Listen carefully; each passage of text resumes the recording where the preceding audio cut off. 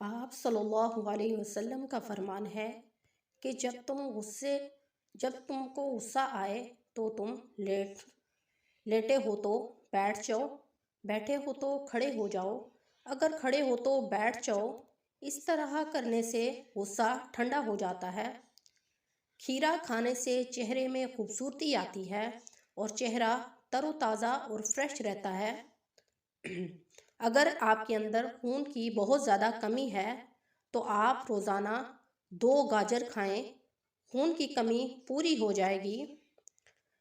گاجر کی سبزی کھانے سے وہم کی بیماری ختم ہوتی ہے اور جلد بھی تر و تازہ ہو جاتی ہے۔ آپ جوان اور خوبصورت نظر آنا شروع ہو جاتے ہیں۔ جو عورتیں اپنی چھوٹی عمر کے بچوں کو کیلے کا ملک شیک دیتی ہیں، وہ بچوں کو کیلے کا ملک شیک دینے سے پرہیز کریں، کیونکہ کیلے کا ملک شیک بہت بھاری ہوتا ہے جو بچے کی صحت کے لیے نقصان دہ ثابت ہو سکتا ہے۔ مچھلی اور انڈا ایک ساتھ ہرگز مت کھائیں، ورنہ آپ کو برس کی بیماری ہو سکتی ہے۔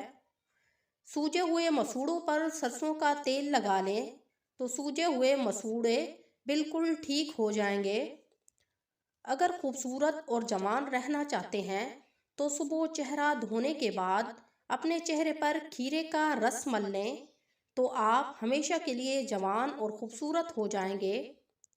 فریج میں امرود ہرگز مت رکھیں، ورنہ اور چیزوں میں بھی امرود کا ذائقہ آ جائے گا۔ پیاز چھیل کر پانی میں رکھ دینے کے بعد کاٹنے سے آنکھوں میں کبھی بھی آنسو نہیں آتے۔ حاملہ عورتیں روزانہ 1 انار کھا لیں تو ان کا بچہ خوبصورت پیدا ہوگا اور حاملہ عورت کے اندر بھی خون کی کمی ختم ہو جائے گی۔